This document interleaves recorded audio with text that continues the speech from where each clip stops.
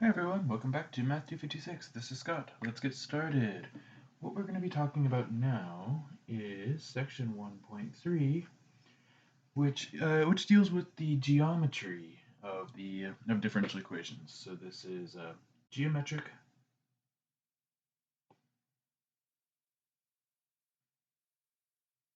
and qualitative analysis. Your book actually calls this section quantitative analysis, but I think that's a typo. I think that it means qualitative.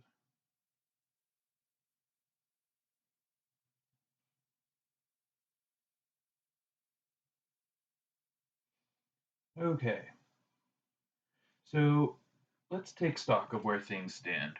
Right now, what we have learned is what differential equations even are, what solutions to them mean, how to check if something is a solution, and we have barely scratched the surface of finding the solutions. In particular, we have only learned how to solve a specific category of differential equations called separable equations. So we have only scratched the surface of the process of solving differential equations. And over the course of this course, we're going to develop more techniques for solving different kinds of differential equations. But there's a humbling truth that we have to confront. Not all differential equations can be solved analytically. So note,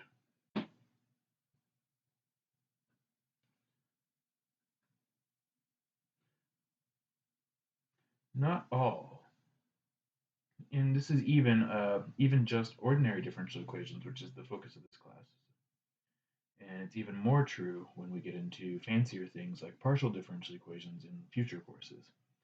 So not all ODEs, that's ordinary differential equations, remember, uh,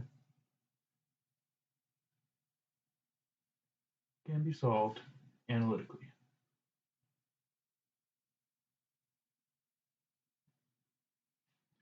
And this is an echo of a fact that you probably learned in calculus, which is that not every function can be integrated by analytical means. You cannot. There are certain kinds of integrands that will not produce any answer among the elementary functions. So that's sines, cosines, e to the x, that sort of thing. And so, by the same token, not all ordinary differential equations can be solved analytically. However,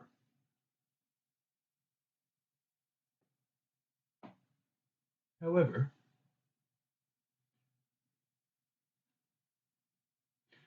we can uh, we can solve them geometrically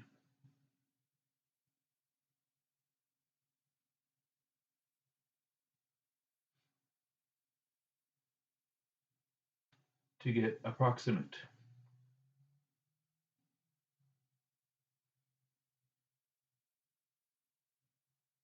to get approximate solutions. Now, remember, a solution to a differential equation technically is that is a function. It is an unknown function that satisfies the differential equation. So we're not going to be able to get a formula for the function, but we'll at least be able to get approximate values for all of the function values through geometric means and numerical means, which we'll see in the next section. So here's the basic idea for the geometric representation. So so they are called slope fields. So slope fields are arrays of little line segments, each of whose slopes represents the derivative of our unknown function. So these are so this is all for first order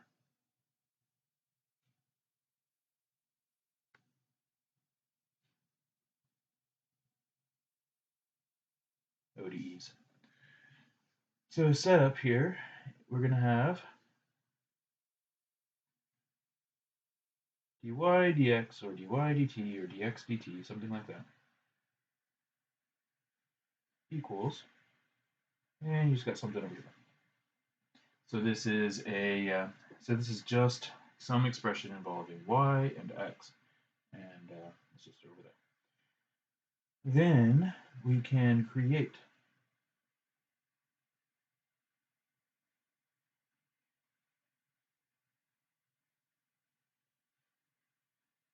an array of line segments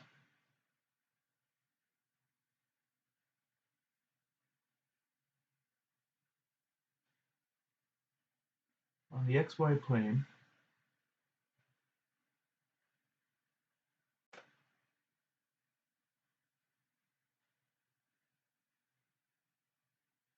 each of whose slopes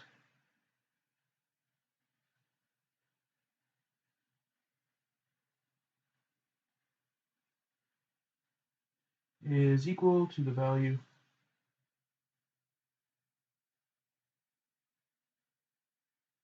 of this thing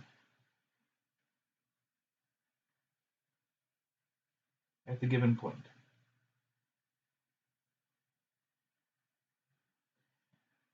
So what that will look like is it'll look just kind of like this. So for example,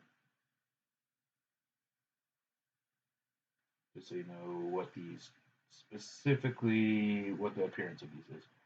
So you've got, not want to go in too nuts here. Let's say you've got something like this, and maybe something like this.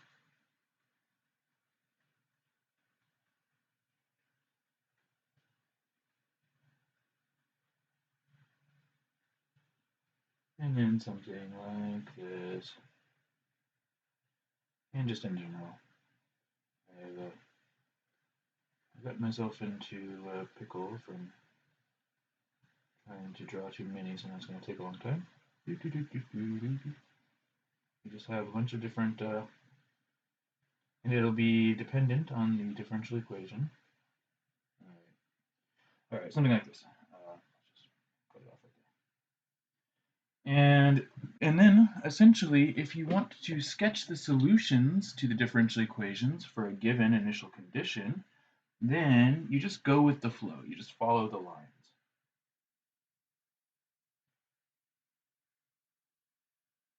And we can, and by we, I mean both humans and all of our little electronic servants that we'll be making use of in order to do the dirty work for us. So we here is we, either humans or computers. We can then draw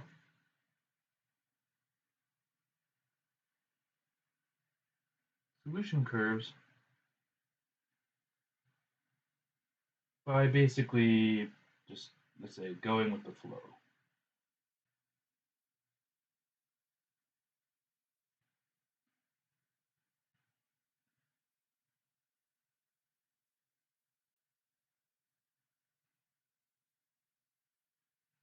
Of the line segments. So what that would look like here is, let's just say I wanted to draw one. So it'd be essentially something that is consistent with these slopes. And maybe it's going something like that. Just follow the direction that the line segments tell you. And you'll have some initial condition, and that'll tell you where to start. And you can just draw forward and backward in time from there.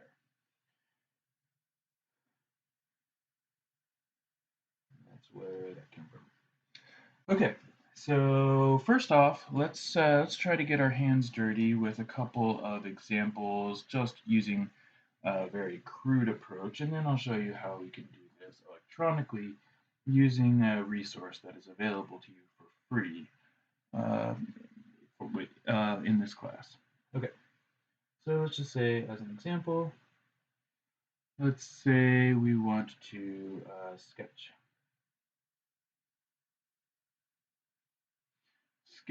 a slope field. Your book calls these also direction fields, but really slope field is the more common term when it's just a first order ODE. Sketch a slope field on, and I'm just going to say -2 to 2 and 2 to 2. So this is defining for you just a little square, little 4 by 4 square, going from x and y values between -2 and 2. So sketch a slope field on this by plotting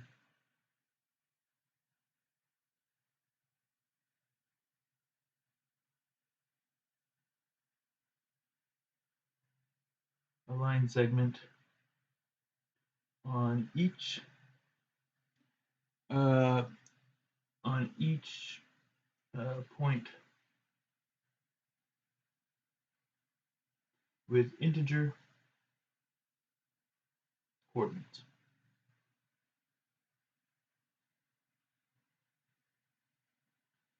All right, and then we'll just say that the differential equation in question, dy dx, is equal to, let's just say it's equal to x minus y. Something nice and simple. Okay, so x minus y. So let's just, now, one of the keys to these things is don't be too ambitious in drawing it too big, because then it's higher pressure to get it to look good. So set your sights nice and modestly here. -2, -1, 1, and 2. I'm just doing a very rough thing here, not even using graph paper, as you can see. So this is not supposed to be something that we, as humans, are going to be spending too much time on. It's just supposed to be something to reinforce our understanding of what is happening when these things are done for us by our little electronic genies. Okay, so the points in question here will be here, here, here, here, here, here, here, here, here, here, here, here, here, here, here, here, here. And remember that differential equations describe the derivative of a function, and derivative means slope of the function, and that's what makes this all work.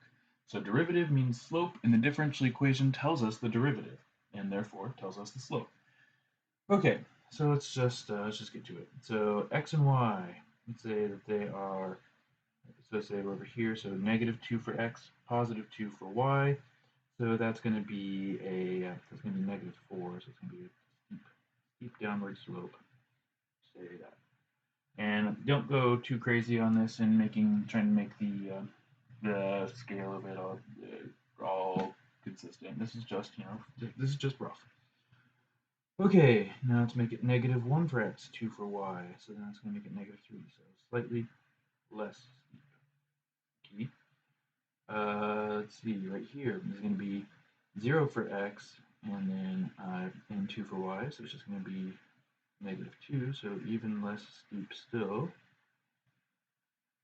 And then just -1, and then when x and y are both 2, that's just going to be equal to 0. So it's just going to look like that. And it's the easiest way to do these for simple little equations like this is just work your way across one specific fixed x value or y value. Okay, now let's see here, the next one down. So this is going to be x is -2, y is 1, so it's going to be -3, so it should be roughly like the one up here. This one will be just like the one up here, it's going to be -2. So, yeah, close enough. Then this one would be like the one up there, it'll be -1. And then this one will be 0. And then over here, this one will be +1 now. Again, I'm just crunching the numbers, figuring out what the slope would be for each of these. Okay, now what's going to happen down here, we're going to have -2 and 0, so it's going to be -2. So it's going to be... And it's hard to just draw these with the slopes that are extremely negative to differentiate them from one another. Just do your best. And then -1, and 0. The 0 ones are easy. And then 1, and now 2. And again, the slopes that are it's hard to get the slopes right, but that's what computers are for. I'll show you how to do this with a computer in just 1 second. As soon as we're done with this. Okay, next one down. So -2, -2 minus -1 is going to equal -1. And we're at 0 here. 1, 2, and 3. And then finally, this will be a 0 down here. This one will be 1. This one will be 2. This one will be 3. And this one will be 4. Almost vertical. Okay, so there we go. That's our slope field. And now you can see what the solution curves would look like if you were to try to draw one. It would be going and then swooping up like that. Or it would be going whoop, or maybe it just be going straight along that line. There's this. We can see actually with our own eyes that this has a one straight line solution. It appears to have a slope of 1, and it's going along this little line right here. But that's not really important for us to deduce right now. By the way, this is a category of differential equation that we will learn how to solve. It's called a linear differential equation. We're going to learn this actually next week. But for now, let's switch over and see how to get this on a computer. Okay, so here's what you can do to graph these using a computer. So if you are just in the change this to a student view. If you are just in the D2L course for this course, then you go to the content tab here, or it's not really a tab, the content link. Content section, and if you look on the list over here, you can find Sage Math scripts. So Sage is a free, online.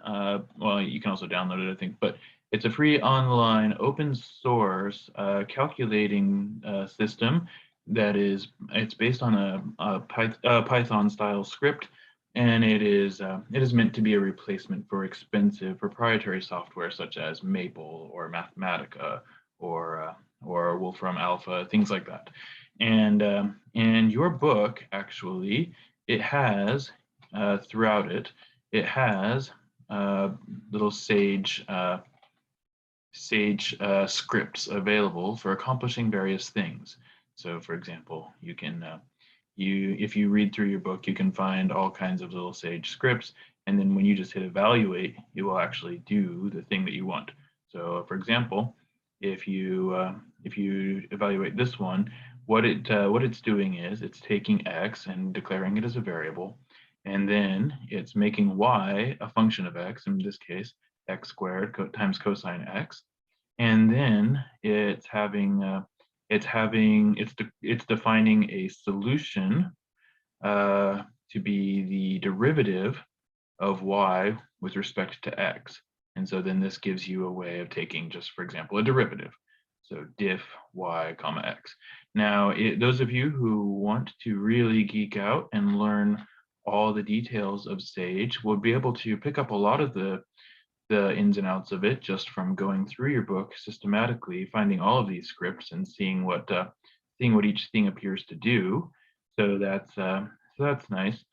If, however, you want to invest minimum effort in mastering the arcana of Sage, in the D2L in the little D2L content section under Sage Math Scripts, there are just some direct links or they're actually there are just this was compiled by a colleague, Heiko Spodek, who took all of the Sage scripts throughout the book and essentially gave them their own little tab here.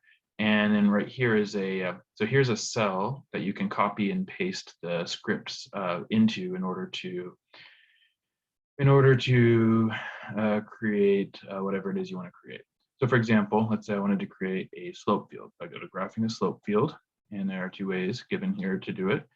This way, it just produces the slope field. The second way, it defines the slope field as V, just in case you need to refer to it to do something else subsequently. But we don't really need to do that. And so I'll just copy this, and then I'll just go back to Sage Math Scripts, and I can just find a cell to work in. And I just paste it and evaluate.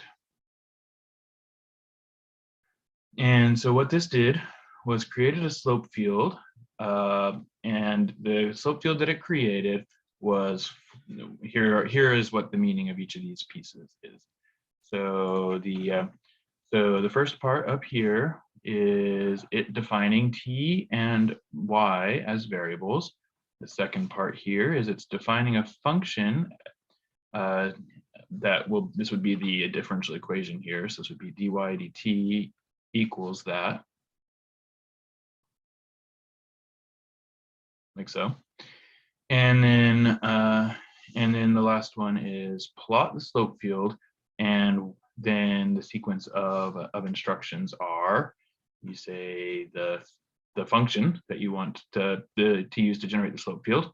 Then you say what the first variable is going to be and what its range will be. So this is t from -1 to 5, y from -5 to 10, and then you get some extra things here just to help set up the size.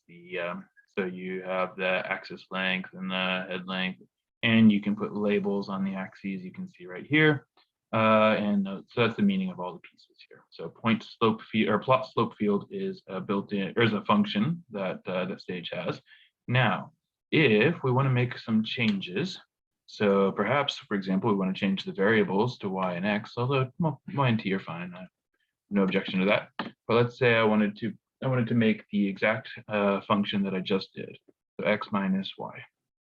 Oops, but I got to stay consistent with the so t minus y.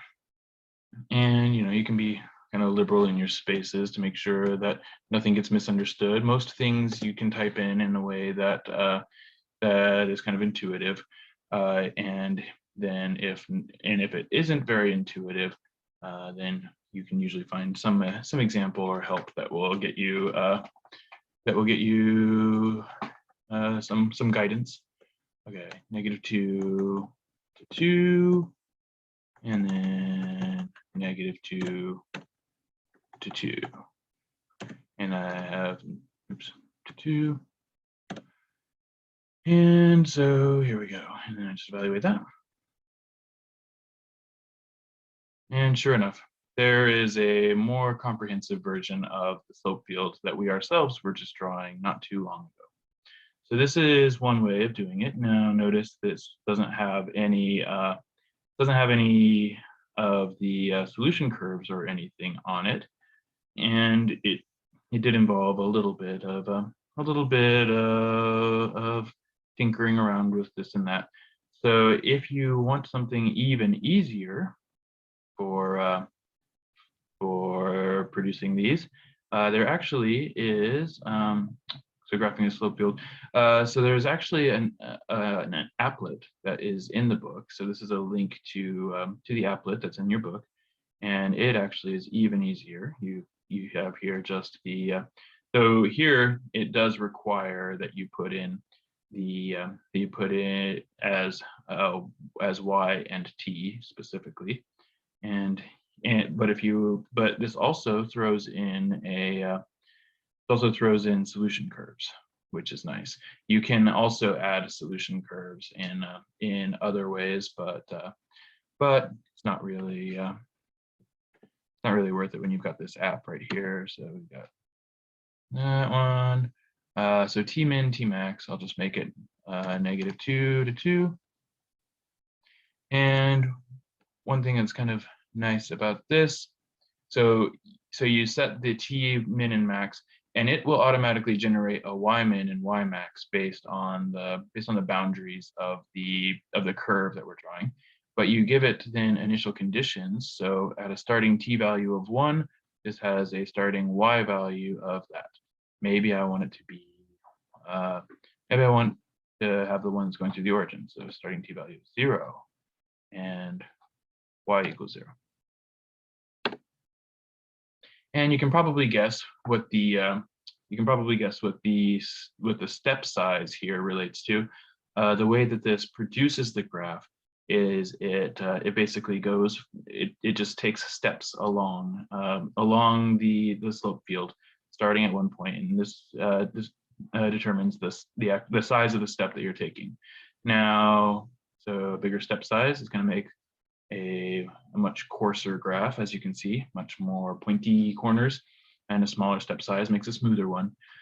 And you'll notice the step size, or the path that it takes here is determined by what is called the Runge-Kutta method. So you may notice that that it doesn't seem to quite be following the arrows very literally, and that's because it's based on a sort of a complicated analysis of trying to smooth out any errors in one direction or the other in order to follow the path as best it can.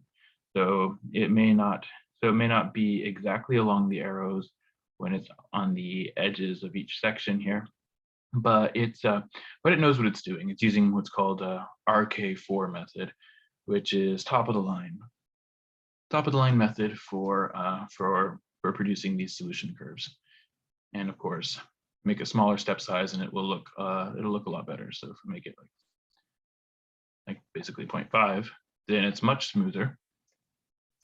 Make it like 0.2 and it's smoother still. And in fact, it looks basically smooth at this point. You make it even tinier and it takes a long time to generate it.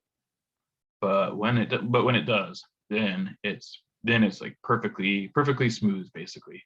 The human eye can't detect step sizes that tiny. Okay, so those are a couple of ways that you can do it, and then other things that you can do. So if you go to the actual section in question, also the book has lots of good examples that for reasons of time we can't explore at the exact same moment that they do. But the book also gives you ways to so it gives you those same applets here, and then there's the same scripts, and there's that applet again. And then if you go all the way down to the exercises here, so the exercises that you're going to be assigned from this section include problems like this one. And then down here, if you wanted to sketch a graph of it, you could do so with that. Okay, but anyway, that's how you can do it with a computer. All right, well now let's look at a very particular kind of differential equation, one for which we can actually do the whole process of sketching solution curves even more easily, and that is autonomous differential equations.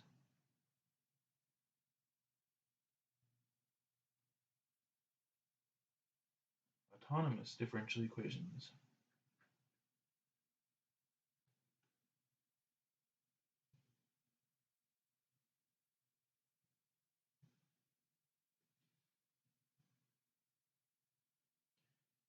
So the format here is that you have dy dx or dy dt, let's say dt for this one, equals, and then on this side you've got something over here that only involves y.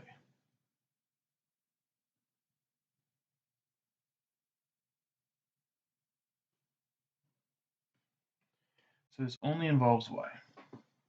Now, when this side only involves a y, not a t at all, then what that means is you're going to be able to figure out what the behavior of the function is going to be purely in terms of whatever its current value actually already is. And we've already seen in our examples of differential equations several that fit this format. So an example of one that fits this format would be Newton's law of cooling. Another one that fits this format would be uninhibited growth or decay. Another one that fits this format would be the logistic population model. These are all examples of differential equations where the variable t doesn't actually appear on this side over here. Okay, so if we have this, then we can graph y prime. We can graph y prime as a function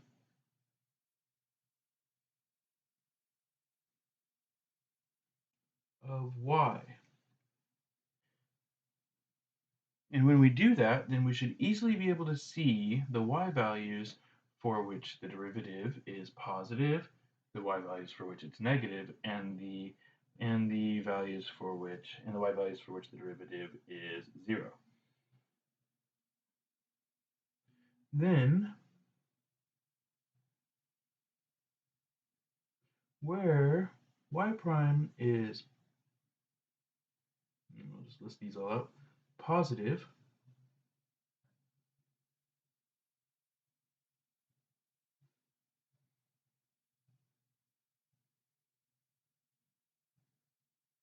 the solution curve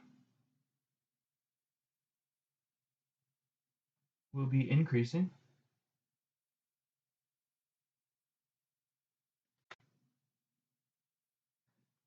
Negative, so where y prime is negative,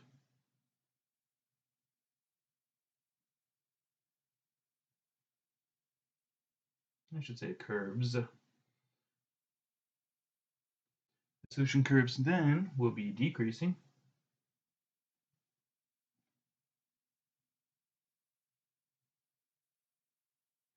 And then 3, if it's not positive and it's not negative, that only leaves a 0. So if y prime is 0, then the solution curve is constant.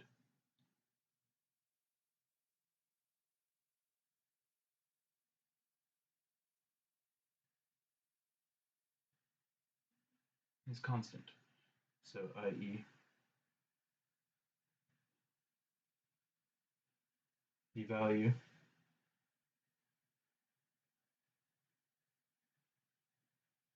represents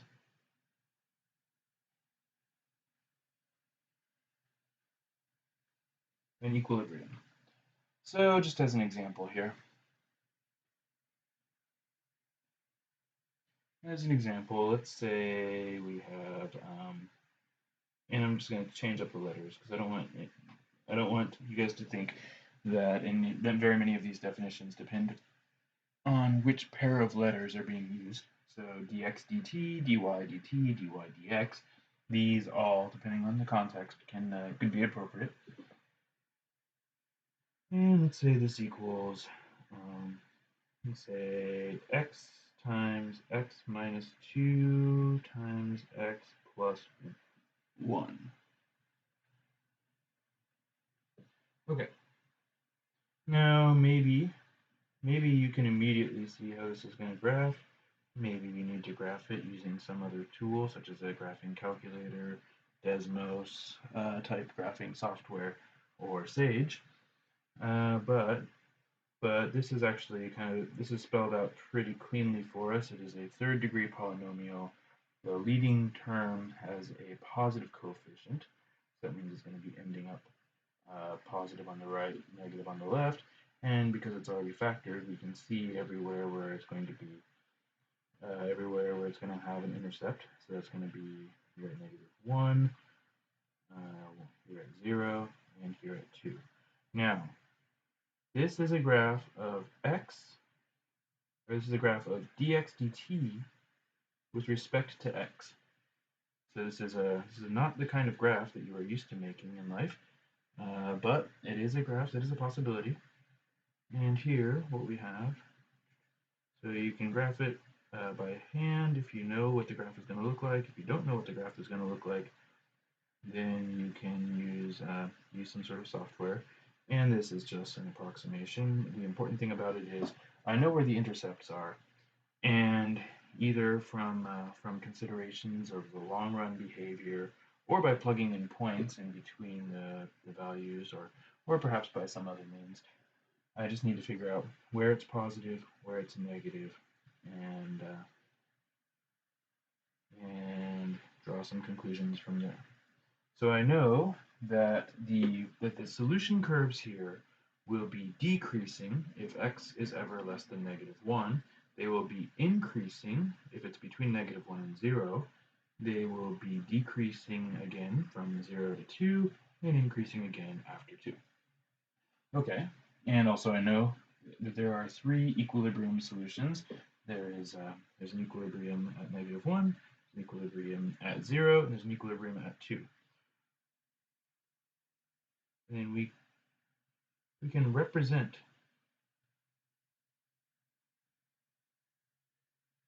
the function's behavior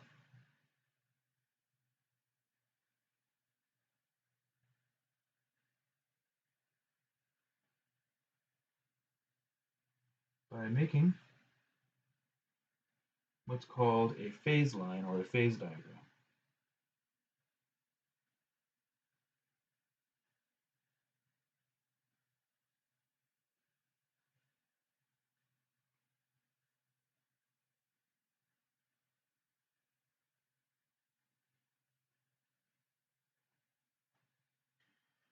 And what that looks like is a vertical line with it's a vertical line, and it represents x bar, or I mean x prime. Actually, sorry, no, it just represents x. X as a function of t, and then you just put on here where the equilibrium values are. So there's one at -1, one at 0, and then there's one at 2. And then wherever you have deduced increasing behavior, you put an upward arrow. Wherever you have deduced decreasing behavior, you put a downward arrow. So it's downward, upward, downward, and then upward. So these are the three equilibrium values, 2, 0, and -1. And you can see that both arrows are pointing away from the 2, both arrows are pointing towards the 0, and then away from the -1 again. So then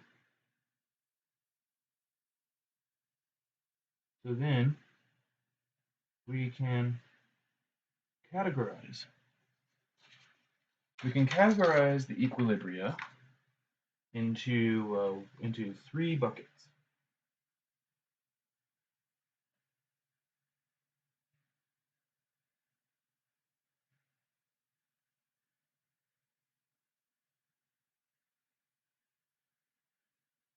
We can categorize the equilibria.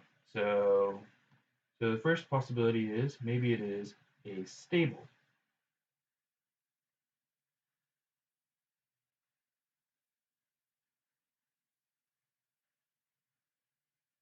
Stable equilibrium, also called a sink.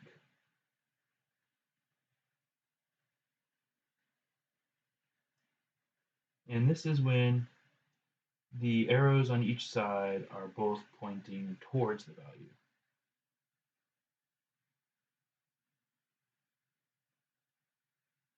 So the arrows on either side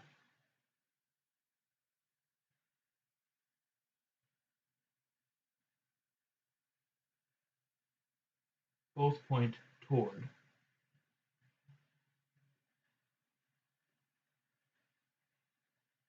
the value. And then there is the reverse, an unstable equilibrium, and that's also called a source.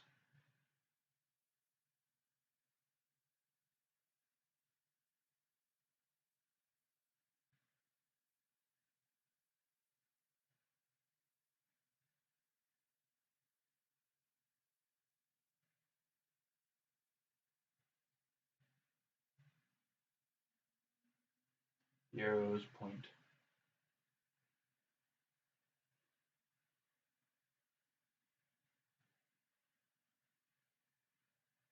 away from the value. And then the third one is a semi-stable equilibrium.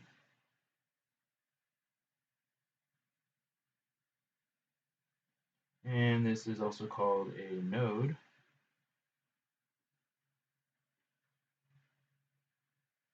And the arrows here have a mixed message. 1 points to, 1 points away from the value.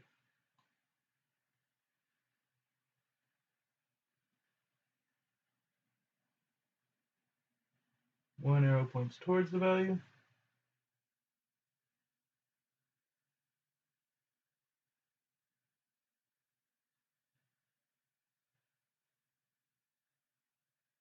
The other points away.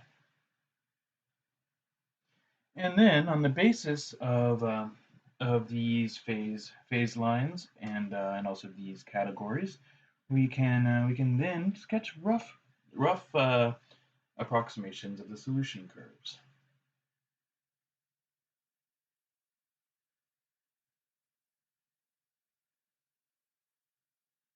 We can also use this phase line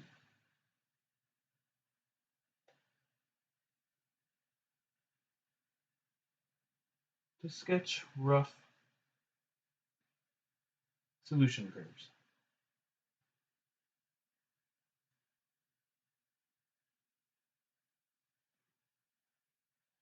So for example, if we return to the differential equation above, so dx dt is equal to, let's say, so it was x times x minus 2 times x plus 1. And let's say that what we have is an initial condition. Let's say we have an initial condition that is x of 0 equals -3. We have, so this will be graph A. Graph B, we have x of 0 is equal to -1/2. C, we could have x of 0 equals 1. This is just giving us the full smattering of all the possibilities here. And then D, let's say we have x of 0 equals 3. So we've got points on all sides of the of all of the equilibria here. So let's think about what this would look like. So we already know the phase line. The phase line we found is 2, 0, -1, and it was up, down, up, and down. Okay, so then if we want to actually sketch this, so this was just a refresher. Now, if we want to sketch these various solution curves, what we can just do is essentially consider that phase line to just be the axis, to just be the in this case it's a little bit funny, we are talking about the x-axis and the t-axis now, because we're talking about graphing the actual solution curve here. We're not making the graph of x prime with respect to x anymore, but we're now making the graph of x with respect to t. So now over here we can just put in those equilibria that we know about. And the easiest way to represent them is just as either a straight line, just a line, or a dotted line. And these will be essentially, so these will be the boundaries essentially of each section of the graph. And then also there's one here. Let's see about that. And now for graph A, that was starting with an x value of -3, and if you recall, it had so it had just negative. It was just decreasing from then on. And let's just go ahead and say it's doing something like this. And you just got to reconstruct a back history for it too. All right, getting sloppy. Oh well. Okay. Okay, now for B, remember what the deal was here. So this was decreasing, decreasing, decreasing, increasing. So for B, so it was going right where that arrow has been drawn. And what that means is essentially it has to have been increasing up from that equilibrium. Now it levels off at this other equilibrium. So this is what happens when you have a stable equilibrium like this, is that it will just be kind of leveling off towards it. If we have x of 0 equals 1, then we've got essentially the same thing just coming the other way. So,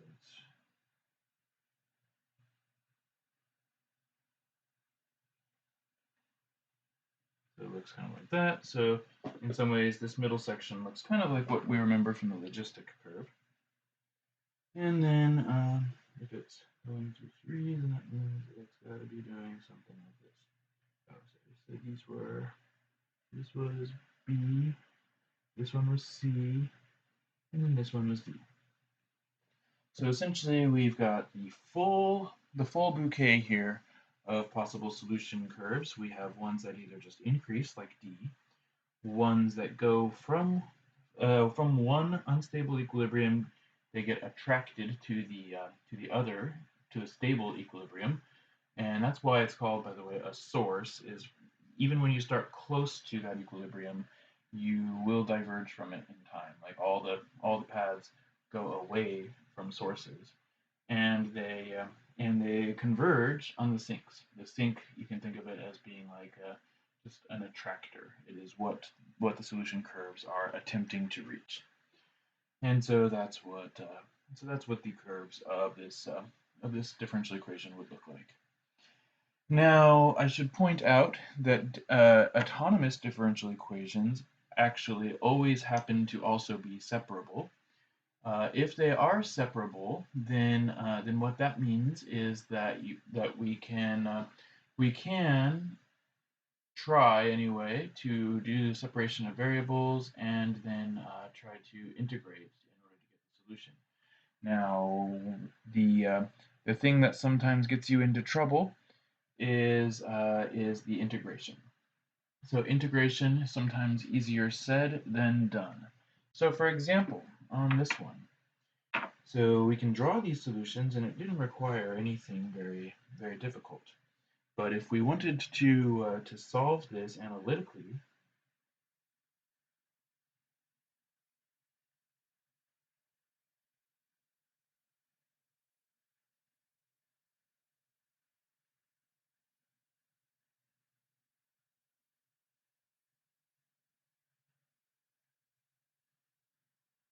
we don't necessarily have to go through all the steps here, but I want to at least show you how it would have to go.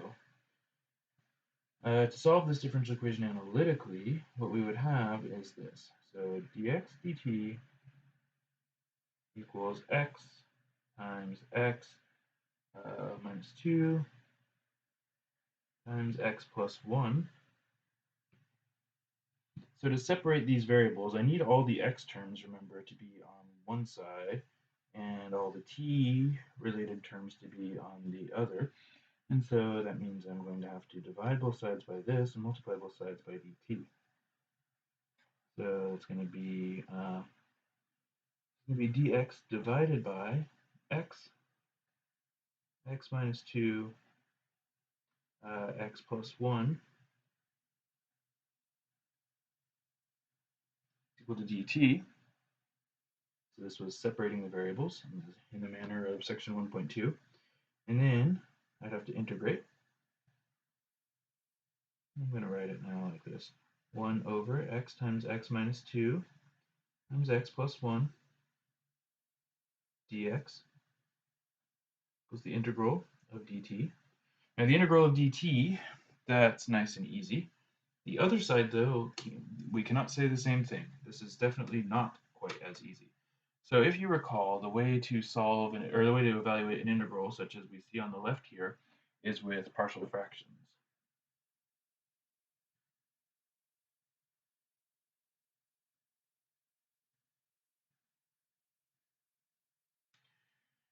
So we'd have to use partial fractions here. So 1 over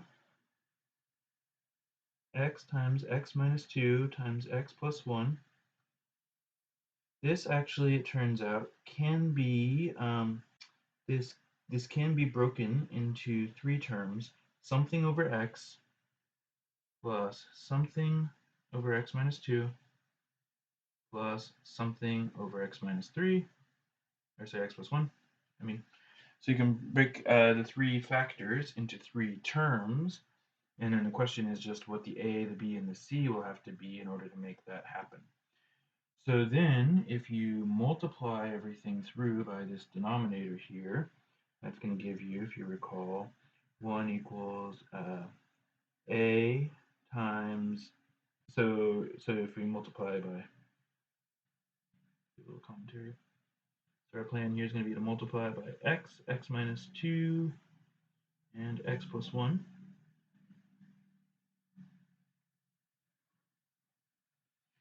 So then you're going to get the x's to cancel from the a term. It's going to be then a times x minus 2 times x plus 1 plus b times x and x plus 1, so the x minus 2's will cancel, plus c times x minus 2. And then the usual way that this is carried forward, most times, most presentations of this method, is you then multiply this all out. You find the terms that are constant, you find the terms that are x, you find the terms that are x squared, and you set up essentially a system of three equations and three unknowns using that. That's a popular way of doing it, and it works just fine. An alternative, which is sometimes easier, such as in this case, is to choose strategic values to plug in for x in order to make all the terms but one disappear.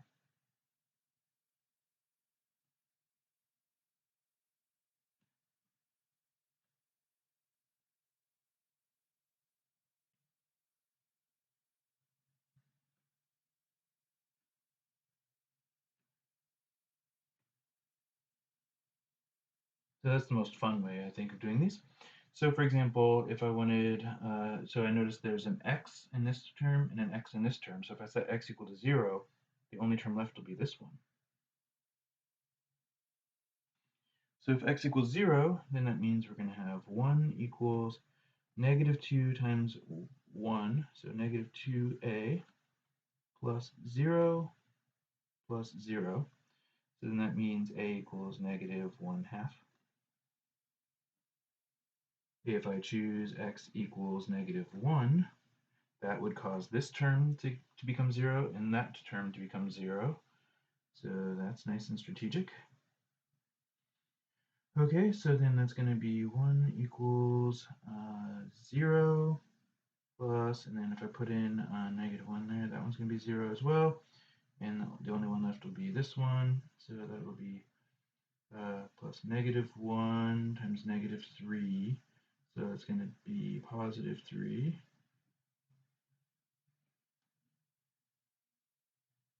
Negative 1 times negative 3, yep. Okay, so it looks good. And then, so that means c equals 1/3. And then by a very similar token here, I can set x equal to 2 in order to cancel out everything but the middle term there. That means 1 equals, and now we're going to have a times 0, so it's going to be 0, plus 2 times 3 for the b, so that's going to be 6b, plus 0 again, so b equals 1/6. And then, even if we have done all this correctly, then we are going to end up now in this situation. So then, returning to our differential equation, we'll remember where things stood. It was 1 over x times x minus 2 times x plus 1 dx is equal to the integral dt. And now I have broken this up into the three pieces. So this is the integral of -1/2 over x plus 1/6 over x minus 2, and then plus 1/3 over x plus 1, with respect to x. Okay, now these are three terms. I can just integrate it term by term, and over here, that one's going to be easy to integrate. This is going to be -1/2 natural log absolute value of x plus 1/6 natural log x minus 2 plus 1/3 natural log x plus 1, which is equal to t plus c. So remember, when we're doing this separation of variables technique, we consolidate all of the constants on one side of the equation, usually the side with the t. Now, even if I was able to do all this integration, which does involve a little bit of advanced integration technique, uh, we're still actually in some trouble here. It is not, it turns out, all that easy a matter to solve this for x. It technically actually can be done, but it's certainly not going to be nice. So that which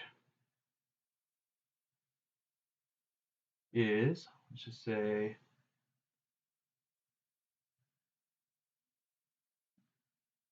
it's impracticable